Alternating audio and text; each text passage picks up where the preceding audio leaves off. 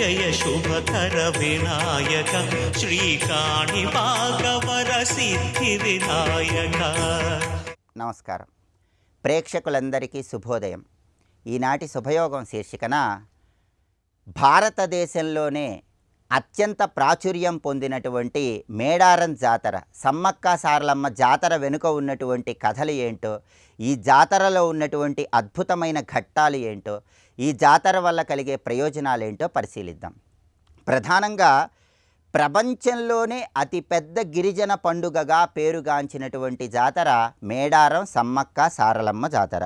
మేడారంలో దట్టమైన అడవులు, కొండ కోనల మధ్యలో ఈ జాతర జరుగుతుంది. కేవలం తెలంగాణ ప్రాంతంలో మాత్రమే కాకుండా అఖిల భారతదేశంలోనే వనదేవతలుగా ప్రఖ్యాతిగాంచిన వాళ్ళు సమ్మక్క సారలమ్మ.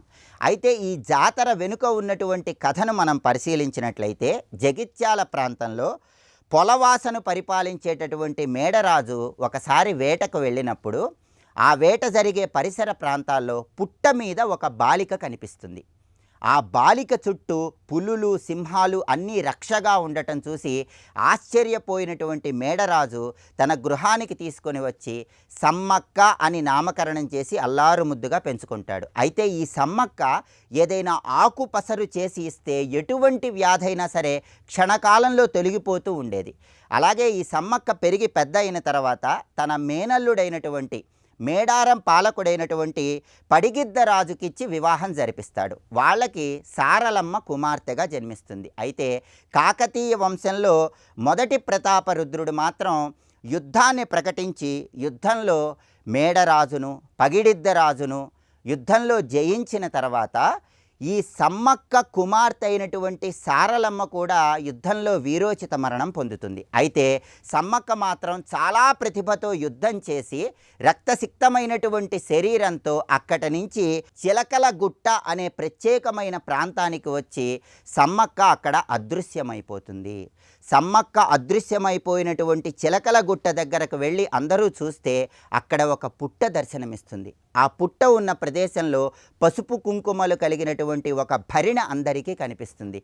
దాన్ని సాక్షాత్తు సమ్మక్క స్వరూపంగా భావించి ప్రజలందరూ కూడా పూజించటం ప్రారంభిస్తారు. అప్పటి నుంచి సమ్మక్క సారలమ్మ జాతర ప్రారంభించటం అనే ఆనవాయితీ వచ్చింది. ప్రధానంగా ఈ సమ్మక్క సారలమ్మ జాతరలో మొదటి రోజు సారలమ్మను గద్దెకు తీసుకొస్తారు. ఆ తర్వాత ఏ ప్రదేశంలో అయితే పుట్ట దగ్గర ఒక భరిణ రూపంలో సమ్మక్క మారిపోయిందో ఆ భరిణ రూపంలో ఉన్నటువంటి సమ్మక్కను కూడా గద్దె మీదకు తీసుకొని వచ్చి రెండో రోజు ప్రతిష్ఠిస్తారు. మూడవ రోజు గద్దె మీద ఉన్నటువంటి సమ్మక్క సారలమ్మ వీళ్ళిద్దరికీ కూడా కొలువు అనే పేరుతో ప్రత్యేకమైనటువంటి ఉత్సవాన్ని నిర్వహిస్తారు. ఇక చివరగా నాలుగో రోజు సాయంత్రం ఆవాహన పలికి దేవతలు ఇద్దరినీ కూడా యథాస్థానానికి తీసుకొని వస్తారు. వంశపారంపర్యంగా గిరిజనులే పూజారులుగా ఉన్నటువంటి ఈ సమ్మక్క సారలమ్మ జాతరలో బెల్లం పొంగలి అమ్మవార్లకు నైవేద్యంగా సమర్పిస్తారు. ఈ వనదేవతల జాతరను దర్శనం చేసుకోవటం ద్వారా సమ్మక్క సారలమ్మ అనుగ్రహానికి పాత్రులై సమస్త శుభాలను సిద్ధింపజేసుకోవచ్చు, అనారోగ్య సమస్యల తీవ్రతను తగ్గింపజేసుకోవచ్చు. రేపటి శుభయోగం శీర్షికన భీష్మ ఏకాదశికి ఉన్నటువంటి ప్రాధాన్యత ఏంటో, భీష్మ ఏకాదశి సందర్భంగా భీష్మ పితామహుణ్ణి ఎందుకు స్మరించుకోవాలో, భీష్మ ఏకాదశి వెనుక ఉన్నటువంటి పురాణ రహస్యాలేంటో పరిశీలిద్దాం. నమస్కారం.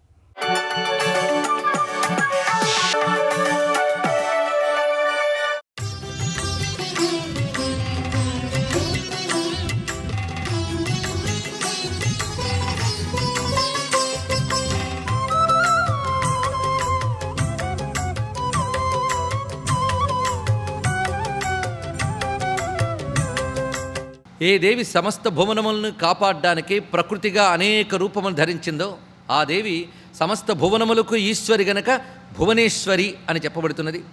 ఈ భువనములన్నీ, భువనము అనగా విస్తరించినవి అనర్థం. బ్రహ్మలోకం మొదలుకుని మొత్తం 14 భువనములు ఉన్నాయి మనకి. సత్యలోకం ఆఖరిది బ్రహ్మలోకం. ఈ 14 భువనాలకి కొన్ని ప్రళయాలు ఉన్నాయి. కానీ 14 భువనాలకి ఆవల సమస్త భువనాలని నడిపే అమ్మవారి యొక్క దివ్యధామం ఉన్నది. దానిని ధ్యానము, సంకీర్తనము, మననము, భావన చేయవలసినటువంటి విధానం మనకు శాస్త్రం చెప్తున్నది. ఆ దివ్యమైనటువంటి అమ్మవారి యొక్క లోకమే సర్వలోకము అని చెప్పబడుతున్నది. అది సర్వస్మాద్ అధికో యస్మాత్ సర్వలోకస్తతస్మృత. దానికి సర్వలోకం అని పేరు ఎందుకు వచ్చిందంటే సర్వమునకు అది అధికము గనక అన్నిటికీ అధికమైన లోకం సర్వలోకం. ఇది ఒక అర్థం. ఇంకొక ఆశ్చర్యకరమైన అంశం ఏంటంటే ఏ ఏ లోకములైతే విస్తరిలు ఉన్నాయో వాటి అన్నిటి యొక్క స్వరూపము అందులో ఉన్నది. అక్కడ లేనిది ఇక్కడికి రాదు కనుక అక్కడి నుంచే ఇక్కడ విస్తరిల్లింది అని చెప్పుకోవాల్సింది. అందుకే సమస్త భువనముల యొక్క సూక్ష్మ శక్తులు ఆ లోకంలో ఉన్నాయి. అన్ని భువనములకు ఎవరి ఆధారమో ఆ తల్లి ఆ లోకాన్ని ఏలుతున్నది. ఆ లోకం గురించి చెప్తూ బ్రహ్మలోకాత్ ఊర్ధ్వభాగే, బ్రహ్మలోకమునకు పైనటువంటి సర్వలోకమునకు మణిద్వీపస్సయేవాస్తి యత్ర దేవీ విరాజితే. దీనికే మణిద్వీపము అని అంటారు. ఇక్కడ నుంచి 5 అధ్యాయములు మణిద్వీప వర్ణనము అని మనకు కనబడుతున్నది. ఈ వర్ణన ఒకసారి వింటే సరిపోదుట, నిత్యం పారాయణం చేసుకోవాల్సింది, నిత్యం మననం చేసుకోవాల్సింది. అంతేకాదు ఎవరు ఈ లోకాన్ని మననం చేస్తారో వారు ఆ లోకానికి చేరతారు. ఇదొక్కటే మాట. అంటే ఎప్పుడు చేరతారు? ఇదో ప్రశ్న. మరణానంతరమా? మరణానంతరం వచ్చే మోక్షం గురించి కాదు. ఎప్పుడు భావన చేస్తే వాడి లోకం అదే అవుతుంది. మనం అనేక మార్లు లోకం గురించి మాట్లాడుకున్నాం. లోకం అంటే స్థితి. నువ్వు ఏ స్థితిలో ఉన్నావో అది నీ లోకం. కనుక లోకం అనగా మన స్థితి అని అర్థం. ఎప్పుడైతే మణిద్వీపమో వైకుంఠమో వీటిని నిరంతరం భావన చేస్తూ మనస్సు తన్మయమైతే ఏది ఆలోచిస్తూ శరీరం త్యజిస్తామో అదే మనం అవుతామని శాస్త్రం చెప్తున్నది. అందుకే మంచి ఆలోచనను అలవాటు చేస్తే తదనంతరం దాని స్థితికి మనం చేరుకుంటాం. అందుకు నిత్యము దివ్యలోకముల్ని మననం చేయడం వల్ల ఆ లోకములకు చేరుతాం. ఇది స్థూలంగా చెప్పే అర్థం.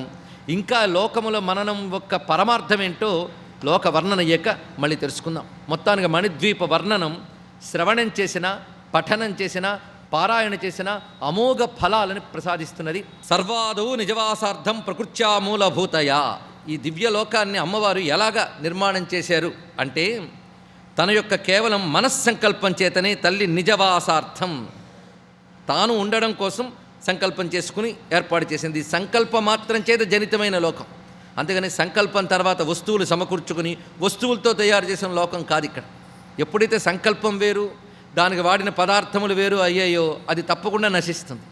సత్య సంకల్పురాలైనటువంటి అమ్మవారి యొక్క సత్య సంకల్పం నుంచి జనించిన సత్యమైన లోకం ఇది. అలాంటి భవ్యమైన లోకం.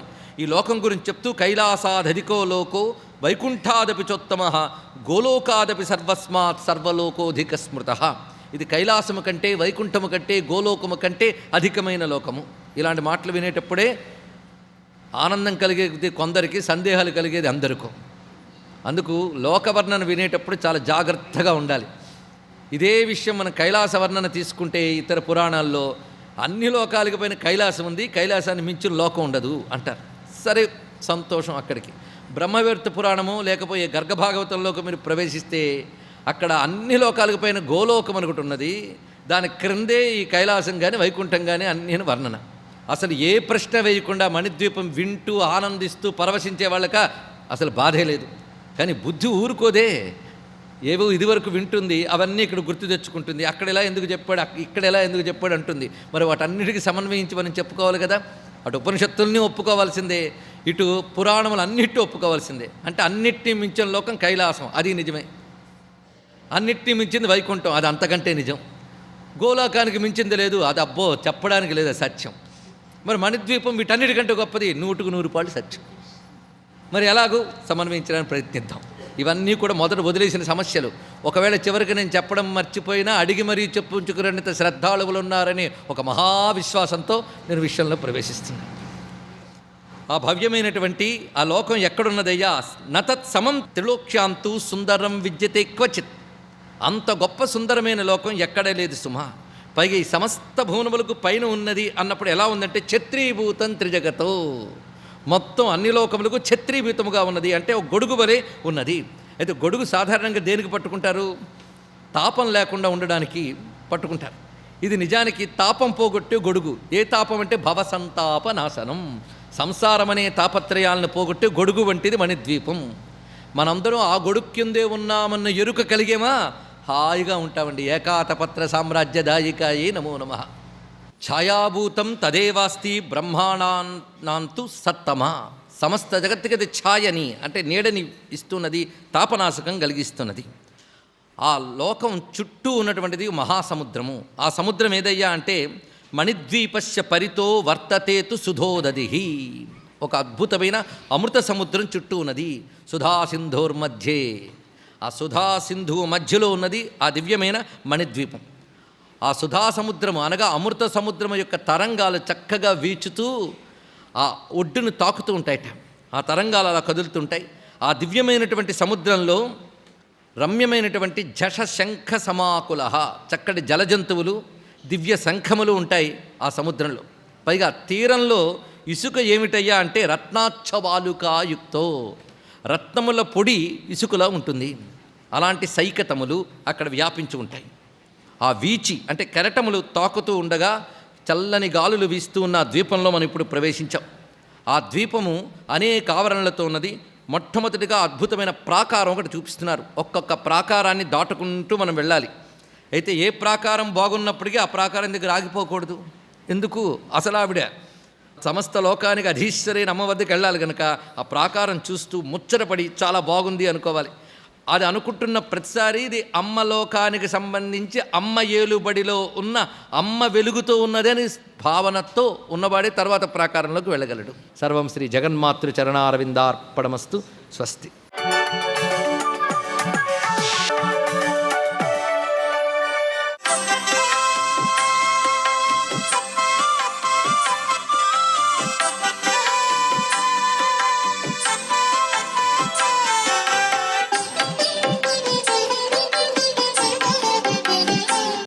ఓం నమో నారాయణాయ, ఓం నమశివాయ, శ్రీమాత్రే నమః.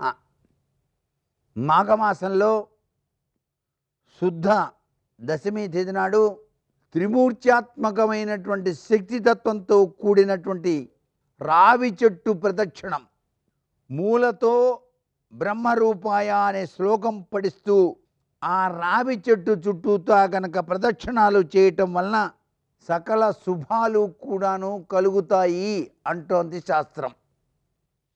ఈనాడు అసత్యం అనేది పలకకుండా ఉండాలి. మానవ జీవితంలో ఎవరైతే సత్యాన్నే పలుకుతూ ఉంటారో వారి వెంట భగవంతుడు ఎప్పుడూ రక్షణ కవచంగా ఉంటాడండి. రావి చెట్టు దగ్గరికి వెళ్ళి తెల్లవారుజాముననే 5 మినువులు, కొద్దిగా పెరుగు, తమలపాకులు కలిపి రావి చెట్టు మొదటి దగ్గర కనుక పాతిపెట్టి ప్రదక్షిణాలు చేసి ఇంటికి వస్తే మీకు రావలసినటువంటి బాకీలు వసూలవటానికి ఆస్కారం ఎక్కువగా ఉంటుందని కూడా శాస్త్రం. రావి చెట్టు దగ్గర కనుక ఆవు పాలు కనుక పోసినట్లయితే విద్యార్థులకు ధీశక్తి పెరుగుతుంది. అందుకే చెట్లల్లో రావి చెట్టు చాలా విశిష్టవంతమైన ప్రభావాన్ని ఇస్తుంది. రావి చెట్టు కింద కూర్చొని చదువు గనక చదువుకుంటే త్వరగా అవగాహన అవుతుంది అని కూడా శాస్త్రం. అందుకే వృక్షాలు దేవతా స్వరూపాలు అని చెప్పేసి మనకు శాస్త్రంలో చెప్పారు. అంతేకాదండి, మన భారతీయ సనాతన సంస్కృతిలో గొప్ప గొప్ప వృక్షాలకి అద్వితీయమైనటువంటి ప్రభావాలు ఉన్నాయి. వేప చెట్టు సాక్షాత్తు అక్కడ అమ్మవారి స్వరూపంగా భావన చేస్తారు. వేప చెట్టు నుంచి లభ్యపడేటువంటి ఔషధీయుక్త గుణాలు అద్వితీయమైన ప్రభావాన్ని ప్రసాదిస్తున్నాయి. అలాగే మనకి రావి చెట్టుతో కూడి మర్రి చెట్టు, మర్రి ఊడలన్నీ కిందకి దిగుంటాయి. మర్రి చెట్టు కిందనే సాక్షాత్తు దక్షిణామూర్తి స్వామి వారు సాక్షాత్కరిస్తూ ఉంటాడు. అందుచేత మర్రి చెట్టు కనబడదనుకోండి, మనం ఆగి నమస్కారం చేసుకోవాలి. ఓం నమో భగవతే దక్షిణామూర్తయే మఖ్యం మేధాం ప్రజ్ఞాం ప్రయత్న స్వాహ అని అలా గనక మనసులో అనుకుంటే మనకి జ్ఞానం వృద్ధి చెందుతుందని శాస్త్రం. సర్వే జనా సుఖినో భవంతు.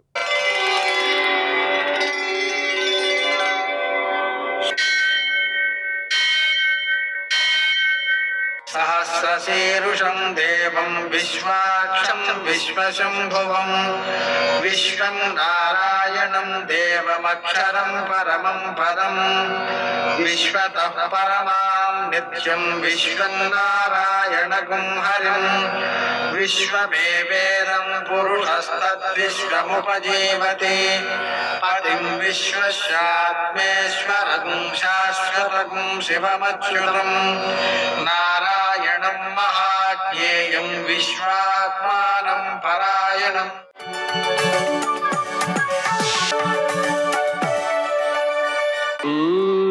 శౌర్యమథేందురింద్రపదవీ సన్మంగళం మంగళం. ఆపదామపహర్తారం దాతారం సర్వసంపదాం లోకాభిరామం శ్రీరామం మోక్షదంతం నమామ్యహం. నేటి కాలమాన విశేషాలను గమనిద్దాం. స్వస్తి శ్రీ చాంద్రమాన విశ్వావసనామ సంవత్సరం ఉత్తరాయణం శిశిర ఋతువు మాఘమాసం శుక్లపక్షం బుధవారం. సూర్యోదయం 6:53, సూర్యాస్తమయం 6:05. తిథి దశమి సాయంకాలం 4:34 వరకు. నక్షత్రం కృత్తిక ఉదయం 9:25 వరకు. వర్జం రాత్రి 12:09 నుంచి 1:37 వరకు. దుర్ముహూర్తం మధ్యాహ్నం 12:07 నుంచి 12:51 వరకు. అమృతకాలం ఉదయం 7:11 నుంచి 8:40 వరకు. మరల రాత్రి 4:34 నుంచి 6:02 వరకు. రాహుకాలం బుధవారం కాబట్టి మధ్యాహ్నం 12 నుంచి 1:30 వరకు. అష్టకవర్గ రీత్యా శుభప్రదమైన సమయం ఉదయం 9 గంటలకి. నేటి విశేషం బుధవారం సందర్భంగా మనం హయగ్రీవుణ్ణి ఆరాధించుకోవడం ద్వారా, పిల్లల చేత పూజ చేయించడం ద్వారా హయగ్రీవం అనేటువంటి పిండి వంటను నివేదన చేసి, అంటే పెసలతో చేసిన పాయసం అన్నమాట, వాటిని పిల్లలకి ప్రసాదంగా పంచడం మొదలైనటువంటి ద్వారా జ్ఞాపక శక్తి పెరుగుతుంది, విద్య యందు ఆసక్తి పెరుగుతుంది. పిల్లల కోసం మనం కూడా శ్రీ హయగ్రీవాయ నమః అనే మంత్రాన్ని రోజు జపించడం, వాళ్ళ చేత జపం చేయించడం, వాళ్ళు పరీక్షలు రాసేటువంటి సమయంలో కూడా మనం జపం చేయడం ద్వారా పరీక్షల్లో ఉత్తీర్ణులు అవుతారు. వారికి విద్యాశక్తి బాగా పెరుగుతుంది, విద్యను సద్వినియోగం చేసేటువంటి శక్తి కూడా పెరుగుతుంది. అలాగే బాలరామాయణం అంటే రామాయణంలో మొదటి సర్గ, దాన్ని పిల్లల చేత పారాయణ చేయించడం ద్వారా వారికి సద్గుణాలు వృద్ధి చెందుతాయి. నేటి ఆణిముత్యాలు.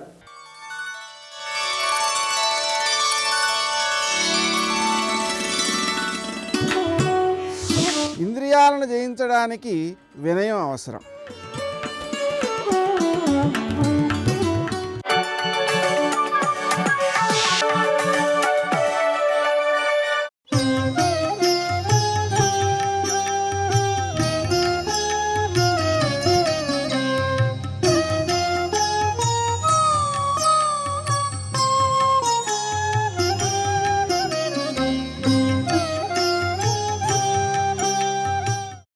నాకు కావలసింది ఒకటే.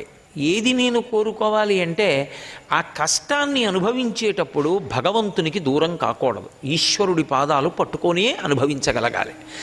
2, కష్టం అనుభవిస్తున్నాను కాబట్టి, అనుభవించడం కష్టం అనిపిస్తోంది కాబట్టి అటువంటి పాపాలిక చేయకూడదు. పాపమునకు దూరంగా ఉండాలి, ఈశ్వరుని పాదములకు ఎప్పుడూ దగ్గరగానే ఉండాలి. చేసుకున్న కర్మ క్షయమైపోతోంది కాబట్టి నా అంత అదృష్టవంతుడు లేడు. ఈ భావన కలిగి ఉన్నప్పుడు కష్టాన్ని గెలవగలడు తప్ప, అసలు ఈ భావన లేనినాడు కష్టం అన్నది నాకు రాకూడదు అన్నాడు అనుకోండి, సరోవరంలోకి దిగి నా పాదాలు తడవకూడదు అన్నాడు అనుకోండి, ఎలా సంభవం? కాళ్ళు తడవకుండా ఉంటాయా? మర్త్యలోకంలో పుట్టిన తర్వాత కష్టం సుఖం లేకుండా ఉంటుందా? ఉండదు, ఉండి తీరుతుంది. కష్టము ఉంటుంది, సుఖము ఉంటుంది. ఎప్పుడైనా ఎవరైనా ఈ లోకంలో పుట్టిన వాళ్ళకి మీకు కష్టం రాకుండా నేను చేస్తానని అంటే వాడికన్నా అవివేకి ఇంకొకడు లేడని గుర్తు. కష్టం లేకుండా చేయడం ఒకే కారణం చేత సాధ్యం అవుతుంది. ఏ కారణం చేత సాధ్యం అవుతుందో తెలుసా? అమ్మయ్యా, నేను గతంలో చేసిన పాపమేదో ఈశ్వరుడు నన్ను ఎక్కువ బాధ పెట్టకుండా తీసేస్తున్నాడన్న సంతోషంలో అనుభవించడంలో పోతుంది తప్ప అసలు కష్టం లేకుండా ఉండడం మాత్రం ఉండదు. ఏదో కష్టం ఉంటుంది. రామకృష్ణ పరమహంస మహాజ్ఞాని, కంఠంలో రాచపుండు పుట్టింది. భగవాన్ రమణులు బ్రహ్మజ్ఞాని, సర్కోమా వ్యాధి పుట్టింది. వివేకానందుడు అంతటి మహానుభావుడు, ఆయన కూడా శరీర క్లేశాన్ని అనుభవించాడు. కంచికామకోటి పీఠాధిపత్యం వహించిన చంద్రశేఖరేంద్ర సరస్వతి మహాస్వామి నడిచినటువంటి దైవం, జీవన్ముక్తులు. వారికి ప్రేగులు లోపల అంటుకుపోయి కళ్ళకి చత్వారం వచ్చింది. అలాగే శంకర భగవత్పాదులకి భంగధర వ్యాధి వచ్చింది. శరీరముతో ఈ లోకంలోకి వస్తే శరీరము కష్టపడవలసిన అవసరం కూడా ఉండి తీరుతుంది. అసలు కష్టపడకుండా ఉండడం అన్నది ఉండదు.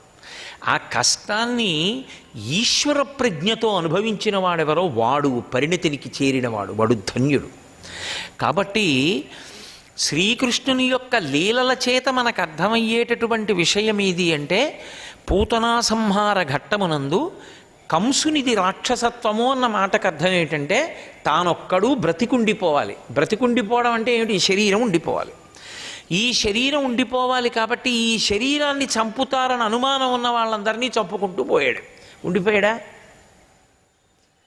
వెళ్ళిపోయి తీరవలసిందే. అది లక్షణం, ఆ భూమి యొక్క లక్షణం అది. ఇది ఈ లోకం యొక్క లక్షణం. వెళ్ళిపోయాడంతే. చివరికి ఏం పట్టుకెళ్ళాడు? పాపరాశిని మూట కట్టుకుని వెళ్ళిపోయాడు. ఎవడు అంగీకరించి పుణ్యకార్యమునందు నిలబడ్డాడో వాడు భగవద్దర్శనం చేసి ఊర్ధ్వలోకాలకు వెళ్ళిపోయాడు. అంతే తేడా. రాక్షసత్వము మనుష్యత్వము ఈ రెండు మాటలకి తేడా అక్కడే ఉంటుంది. మీరు పౌరాణిక వాంగ్మయాన్ని పరిశీలించండి. రాక్షసుడు అని ఎవరినైనా అన్నారనుకోండి, పెద్ద గుండెలు బాదుకోక్కర్లేదు. రాక్షసుడు అన్న మాటకు అర్థం ఏమిటంటే ఇది ఉండాలని కోరుకుంటాడు. ఎందుకురా ఇది అన్నారనుకోండి, ఇది ఉంటే భోగం అనుభవిస్తానంటాడు. కాబట్టి దుఃఖం ఉండకూడదు, భోగం ఒక్కటే కావాలి, ఇది ఉండాలి దానికోసం. ఇదే రాక్షసత్వం. ఇది ఉండదని తెలుసుకుని ఉన్నప్పుడు పుణ్యకర్మాచరణ చేసినవాడెవరో వాడు మనుష్యత్వాన్ని పొందినవాడు. మనుష్యునికి ఉన్న గొప్పతనం ఏమిటంటే సత్కర్మాచరణము చేత పురుషోత్తముడు కాగలడు. మళ్ళీ పుట్టవలసిన అవసరం లేని మోక్షానికి కూడా వెళ్ళిపోతాడు. దేవతలు కూడా అది పొందలేరు. ఎందుకంటే దేవతలకి కర్మాచరణం లేదు, మనుష్యునికి ఒక్కనికే కర్మాచరణం ఉంది. అందుకే మనుష్యుడు ఏ స్థాయికైనా వెళ్ళిపోతాడు, ఇతరులు వెళ్ళలేరు. అది మనుష్య జన్మ యొక్క గొప్పతనం. సరే, కంసుడు రాక్షసుడు అన్న మాటకు అర్థం ఏమిటంటే తన శరీరం ఉండాలి, అది తను బ్రతికి ఉండడం. కాబట్టి దానికోసం కృష్ణుడు దొరకలేదు కాబట్టి కారాగారంలో యోగమాయ చెప్పేసింది కాబట్టి వేరొక చోట పెరుగుతున్నాడని ఎక్కడ ఉన్నా చంపాలి. ఎక్కడున్నాడు తెలియదు, కానీ నిన్ననే పుట్టాడు కాబట్టి పళ్ళు రాని పిల్లలందరినీ చంపేస్తే కృష్ణుడు కూడా చనిపోతాడు. అందుకని ఇప్పుడు ఎంతమంది శిశువుల్ని చంపడం మొదలుపెట్టాడు? అది రాక్షసత్వం అన్న మాటకు అర్థం. తాను ఉండిపోతాననుకుని అందరినీ ఖేద పెడుతూ అన్నీ తనవిగా తెచ్చుకుని బతకాలనేటటువంటి పిచ్చి ఒక తమకం రాక్షసత్వం. ఇప్పుడు ఆయన పనుపున పూతన అన్న రాక్షసి బయలుదేరింది. ఎందుకని? ఆసక్తి ఉన్న వాళ్ళనే పంపించాలి. ఆమెకి 3 లక్షణాలు ఉన్నాయి. ఆమె పల్లెల మించి పట్టణముల మించి వెడుతూ పసిపిల్లల్ని పసిగడుతుంది. 2 కామరూపాన్ని ధరిస్తుంది.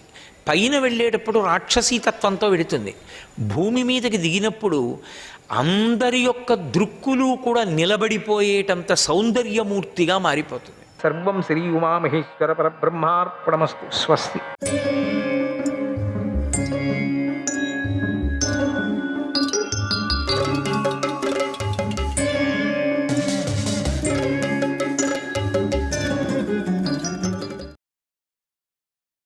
ధృతరాష్ట్రుడు విదురుని పిలిచి, విదురా, పాండురాజుకు మాద్రీదేవికి రాజోచితంగా సంస్కారాలు చేయించు. పశువులు, వస్త్రాలు, రత్నాలు, ఇంకా రకరకాల దానాలను చేయించు.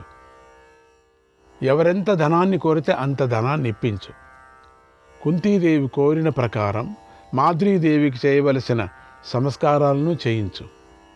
వాయువు, సూర్యుడు చూడని రీతిగా వారి అస్తులను వస్త్రంలో కప్పి ఉంచు. పాండురాజు పాపం లేనివాడు. ఆయన గురించి జాలి పడవలసిన అవసరం లేదు మనకు. ఎందుకంటే పాండురాజు దేవతలతో సమానులైన 5 కొడుకులను పొందాడు అన్నాడు. విదురుడు అలాగేనని భీష్ముడితో కలిసి పవిత్రమైన దేశంలో అంతిమ సంస్కారాలు చేయటానికి తగిన ఏర్పాట్లు కూడా చేశాడు. చక్కగా అలంకరించినటువంటి పల్లకిలో వారి అస్తులను పెట్టి మేళతాళాలతో అందరూ తీసుకొని వెళ్ళారు. ఆ సమయంలో ప్రజలందరికీ ఎన్నో రత్నాలను కూడా ఇచ్చాడు. అందరూ కూడా చేయవలసినటువంటి కర్మలన్నిటినీ శ్రద్ధగా ఆచరించారు. పల్లకి వెంట భీష్ముడు, విదురుడు, పాండవులు నడిచారు. గంగా తీరంలో గల చక్కని ప్రదేశంలో పాండురాజు మాద్రీల అస్తుల కార్యక్రమం జరిగింది. అప్పుడు అంబాలిక, కుంతీలు రోధించారు. తర్వాత అందరూ పాండురాజుకు ధర్మోదకాలు ఇచ్చారు. చేయాల్సిన పనులన్నీ ఉన్నాయి కదా. ఆ సమయంలో దుఃఖిస్తున్నటువంటి పాండవులను అందరూ కూడా ఓదార్చారు అక్కడొచ్చి. తర్వాత పాండవులు కానీ బంధువులు కానీ పూర్వ ప్రజలు కానీ అందరూ నేల మీద నిద్రించారు. ఆ రోజు నిద్రించాలి ఒక శాస్త్రం అన్నది. పాండురాజు మరణంతో ఇలా హస్తినాపురం అంతా ఆనందానికి దూరం అయిపోయింది, శోకగ్రస్తమైపోయింది. చిన్న పెద్ద లేకుండా అందరూ దుఃఖంలో మునిగిపోయారు. అందరి మనస్సులు అశాంతితో నిండిపోయాయి.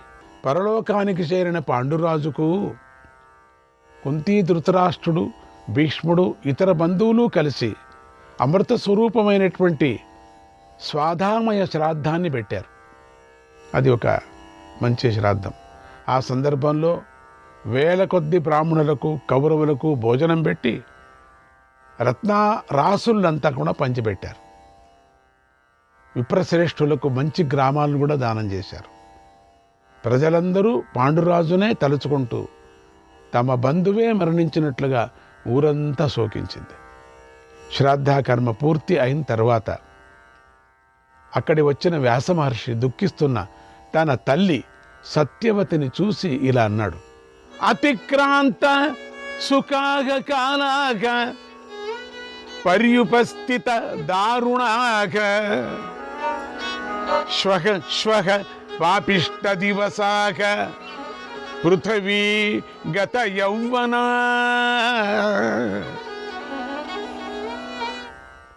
అమ్మా, సుఖాలను అనుభవించే కాలం గడిచిపోయింది.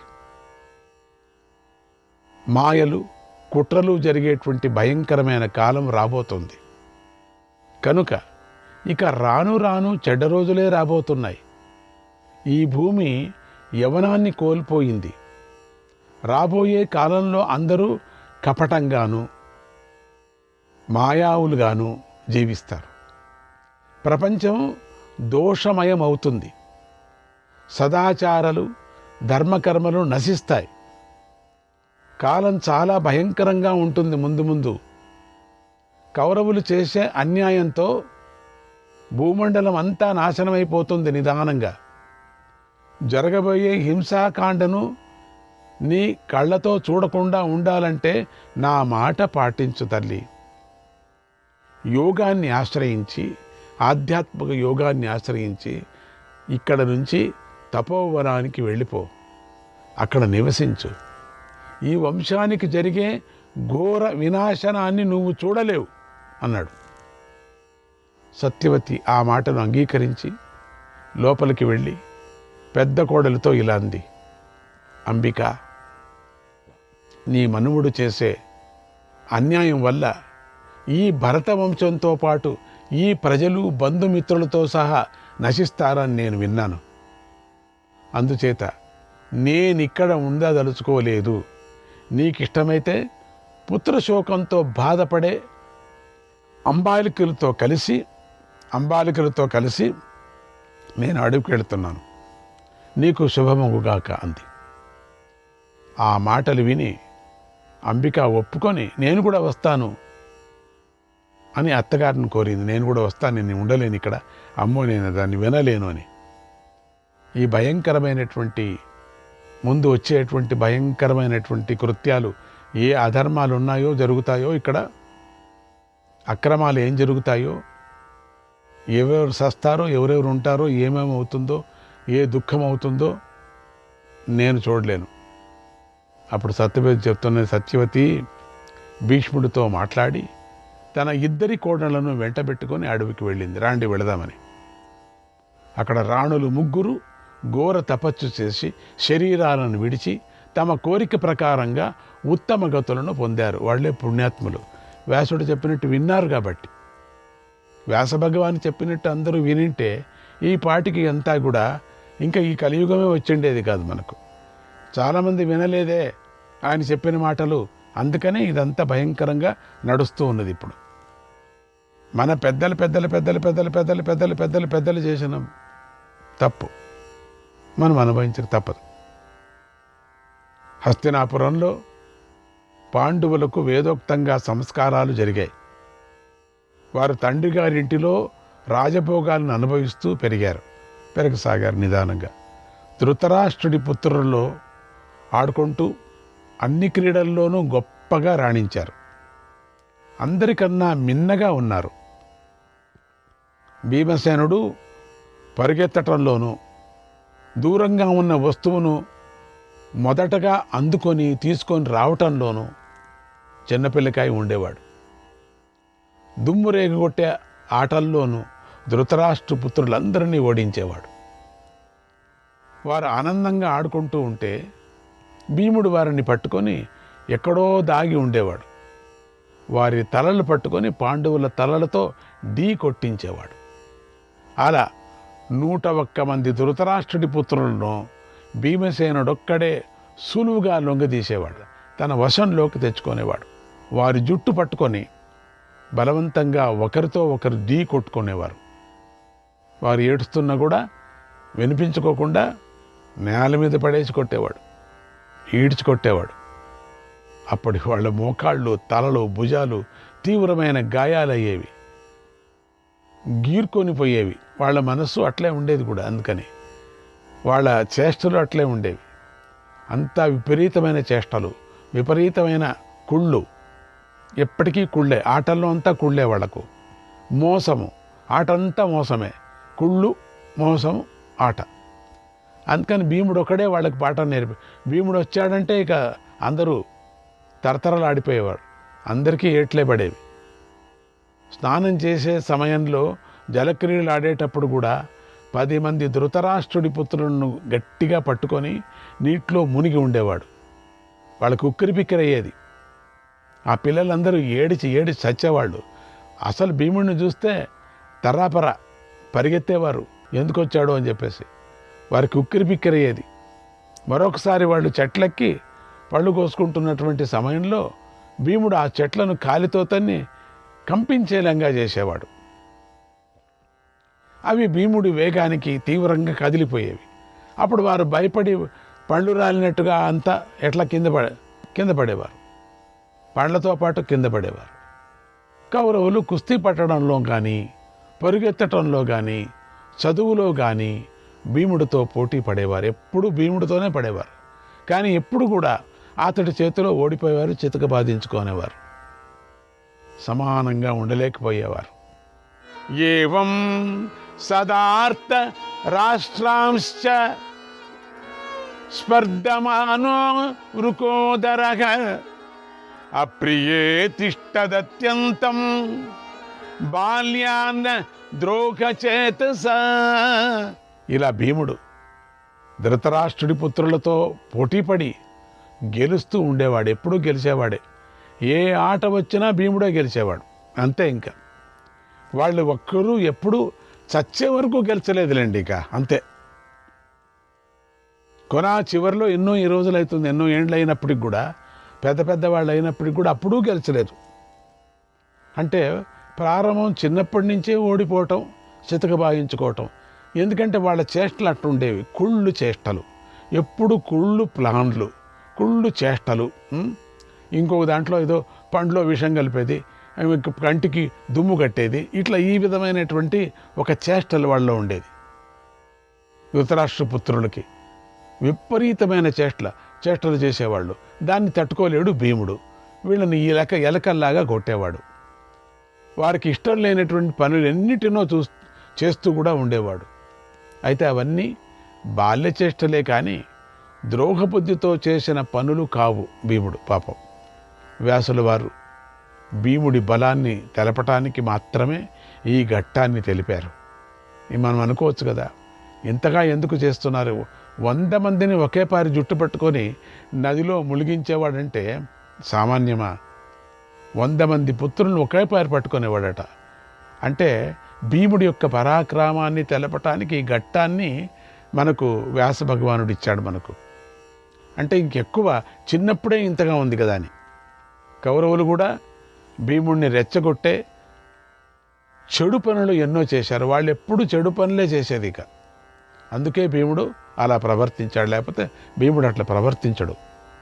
నిజానికి భీముడికి కౌరవుల పట్ల ద్వేషభావం లేదు పాపం. బాల స్వభావంతోనే వారిని ఆట పట్టించాడు. కానీ అది దుర్యోధనుడికి కోపాన్ని తెప్పించింది. భీముడు ఇట్లా అన్నాడు, భీముడు ఇట్లా తన్నాడు, భీముడు ఇట్లా జుట్టు పట్టుకున్నాడు, భీముడు ఇట్లా ములిగించాడు, ముంచాడు మమ్మల్ని అని. అది విని విని విని ఎప్పుడు ఏ సందర్భంలోనే ఆటలో ఎవరు గెలిచారా అంటే ఆ భీముడే గెలిచాడు, ఆటలో ఎవరు గెలిచారు, భీముడే గెలిచాడు. అది విని విని విని చెవు వీడికి పాపం మొండిపారిపోయింది. చెవు కళ్ళనక కనపడు, చెవులు కూడా పోయినట్టు అయిపోయింది. ఆ క్రోధం లోపల పెంచుకొని విపరీతమైన పుత్రమోహం. ఆటలో ఎవరు గెలిస్తే ఏమిటంట, అది కొంచెం సరి అయినటువంటి సందర్భంలో ధృతరాష్ట్రుడు చేసుకోండి అంటే బాగా ఉండు. అప్పుడు ఇది అర్థం చేసుకోలేకపోయాడు పాపం. చెప్పేవాళ్ళు లేరేమో అని వినడు కదా చెప్తే. అందుకని అది ఎక్కువ లోపల నుంచి కుళ్ళు అట్లే వచ్చేసింది. అది దుర్యోధనుడికి కోపాన్ని తెప్పించింది. ఆ కోపం ఆగలేకపోయింది. భీముడికి చాలా బలముందని గ్రహించాడు. అతడి విషయంలో చెడు ఆలోచనలు చేయటం ప్రారంభించాడు. ఈ 5 మందిలో భీముడిని ఒక్కడిని కాజేస్తే బాగుండు, ఫస్ట్ చెడుగా ప్రవర్తించడం మొదలుపెట్టాడు. ఏ విధంగా ఈ 5 మంది వీళ్ళకెందుకు చిన్నపిల్లల ఆటలు కలిగించుకున్నాడు. ఈ కారణం చేత దుర్యోధనుడిలో ఈర్ష్య పుట్టింది. అప్పటి నుంచి ప్రారంభం. తస్య ధర్మాదపేతస్య పాపాని పరిపశ్యతః మోహాదైశ్వర్యలోభాస్య పాపామతిరజాయత. దుర్యోధనుడు ధర్మానికి దూరమైపోయాడు. పాపకర్మాలు చేయటంలోనే దృష్టి కలిగి ఉన్నాడు. పుత్రమోహం ప్రారంభమైపోయింది. మోహం వల్ల, ఐశ్వర్యలోభం వల్ల అతడికి పాపబుద్ధి పుట్టింది. మోహం పుట్టిపోయింది. అంటే దుర్యోధనుడు ధర్మానికి దూరం అయిపోయాడు. దుర్యోధనుడు ధృతరాష్ట్రుడికి అదే ఉంది, దుర్యోధనుడికి కూడా అదే ఉంది. అంతే కదా, అప్పలాగా కొడుకు. ఇంకా ఎక్కువ దుర్యోధనుడు. ఎందుకంటే వాళ్లే గెలుస్తున్నారు మాటిమాటికి, తాను ఓడిపోతున్నాడు. అసలు వాళ్ళని చూస్తే తరతరాన్ని అడిగే పరిస్థితి వచ్చేసింది వీడికి. భీముడి విషయంలో తన మనస్సులో ఉన్నటువంటి బాధనంతా సోదరుల ముందు ఇలా చెప్పుకున్నాడు. ఈ మన ఆటలో కానీ పాటల్లో కానీ మన శోభాయమానంగా మనం వెళ్ళేటప్పుడు కానీ భీముడు చాలా బలవంతుడు. మనం వాడిని మోసం చేసి మనం బంధించాలి. మనం 100 మంది కలిసి ఉన్న ఆ భీముడు ఒక్కడే మనతో ఎప్పుడూ పోటీ పడుతున్నాడు. మన వలన హింసిస్తున్నాడు, మనలందరినీ కూడా హింసిస్తున్నాడు. మన వలన ఏమీ కాకపోయినా మనల్ని హింసిస్తున్నాడు. కనుక ఉద్యానవనంలో నిద్రించేటువంటి సమయం చూసుకుందాం. అతడిని మనం పట్టుకొని అందరూ కట్టేసి చేతులు కాళ్ళు కట్టి కదలకోకుండా బాగా మనం పట్టుకొని గంగలో పడేద్దాం. తర్వాత అర్జునుణ్ణి ధర్మరాజును బంధించి నేనే ఈ భూమిని పాలిస్తానని తన నిశ్చయాన్ని తెలిపాడు ఆ తమ్ముళ్ళ దగ్గర. ఇలా ఉపాయాన్ని పన్ని ఎప్పుడు చెప్తున్నాడో ఆ 99 మంది కూడా శబాష్ శబాష్ హోయ్ హోయ్ అన్నారు. అందరూ కూడా అంతా ఆనందపడ్డారు. అందరూ కూడా మంచి పని, ఇదే రాజు చేయాల్సినటువంటి పని, ఇదేనే ఫస్ట్ క్లాస్గా ఉంది, మనకు ఇదే మంచి ఉపాయం. ఇలా అలా ఉపాయాన్ని పన్ని భీముడికి కేడు చేయాలని మంచి అవకాశం కోసం ఎదురు చూస్తున్నారు అందరూ కూడా. వెంటనే వాడికి ఒక దుష్ట ఆలోచన వచ్చింది. గంగా నదిలో జలక్రీడ చేయాలని సంకల్పించి నదీ తీరాన ఉన్న బట్టలతోనూ నూలు బట్టలతోనూ విచిత్రమైన పెద్ద పెద్ద గుడారాలను వేయించాడు. నదీ తీరంలో అన్ని పెద్ద గుడారాలు వేయించారు. అందులో అన్ని రకాల ఇష్టమైన వస్తువులను కూడా ఉంచాడు. వాటిలో ఎన్నో గదులను ఏర్పాటు చేయించాడు. ఈ ఏర్పాట్లను గంగా తీరంలోని ప్రమాణకోటి అనే పేరు గల తీర్థంలో చేయించాడు. అన్ని ఏర్పాట్లు చేయించాడు. అంటే ఆ డేరాలు ఎట్లా ఉండేదంటే ఒక పెద్ద పెద్ద భవనం లాగానే కట్టాడు. ఆ ప్రాంతానికి ఉదక క్రీడనము అని పేరు పెట్టాడు. తానే పేరు పెట్టాడు. ఉదకం అంటే నీళ్లు. అక్కడ పాకశాస్త్రంలో ప్రవీణులైన వారు మంచి మంచి వంటకాలను కూడా సిద్ధం చేశారు. భక్ష్య భోజ్య పేయ చౌష్య లేహ్యాలనేటువంటి 5 రకాల ఆహారం పానీయ పదార్థాలను కూడా సిద్ధం చేశారు. తర్వాత రాజపురుషులు అన్ని ఏర్పాట్లు పూర్తి అయినాయని దుర్యోధనుడికి తెలిపారు. ఇది ఒక కుతంత్రం జరుగుతున్నది. అప్పుడు దుర్మతి అయినటువంటి దుర్యోధనుడు, ఆయనకి ఈ రోజు నుంచి దుర్మతి అని పేరు పెట్టుకుందాం, అడ్డపేరు. దుర్యోధనుడు పెద్ద పేరు అనే దుర్మతి అని పెట్టుకుందాం. ఆ దుర్యోధనుడు ఆ పాండవులను పిలిచి వారితో, ఈ రోజున మన సోదరులందరూ కలిసి గంగా తీరానికి వెళదాం, అక్కడ అందమైన ఉద్యానవనాలు ఉన్నాయి కదా, అక్కడ మనమందరం కలిసి జలక్రీడలు చేద్దాం అన్నాడు. అందుకు యుధిష్ఠిరుడు ఒప్పుకున్నాడు. అయింది. అందరూ రథాల మీద, ఏనుగుల మీద గంగా తీరానికి చేరారు. తమ వెంట వచ్చినటువంటి ప్రజలను అక్కడనే విడిచిపెట్టి వారు అక్కడ గల ఉద్యానంలోకి ప్రవేశించారు. ఆ ఉద్యానవనం పరిశుభ్రంగా ఉంది. చంద్రశాలలతోనూ చిన్న చిన్న గుళ్ళతోనూ అందంగా ఉంది. మంచి మంచి గూళ్ళతోనూ చిన్న చిన్న గూళ్ళతోనూ గూళ్ళు అందంగా ఉంది. యంత్రాలు, జలయంత్రాలతోనూ అంత మాయలాగా చేశాడు, విరాజిల్లుతుంది. అక్కడ దిగుడు బావులు, చెరువుల్లో వికసించినటువంటి పద్మాలు నిండుగా ఉండి మనోహరంగా ఉన్నాయి. అక్కడి భూమి అంతా రాలిన పూలతో నిండిపోయి ఉంది. అక్కడ పాండవులు, కౌరవులు కూర్చొని తమ చెంతకు చేరినటువంటి సకల భోగాలను అనుభవించారు. ఒకరి నోటికొకరు భక్ష్యాలను అందించుకున్నారు. చాలా బాగా ఉన్నారు అంతా కూడా. అప్పుడు పాపి అయినటువంటి దుర్యోధనుడు భీముణ్ణి చంపే తీరాలని నిశ్చయించుకొని భీముడికి అందించే భక్ష్యాల్లో కాలకూట విషాన్ని కల్పించాడు. శ్రీకృష్ణాయ పరమాత్మనే నమః.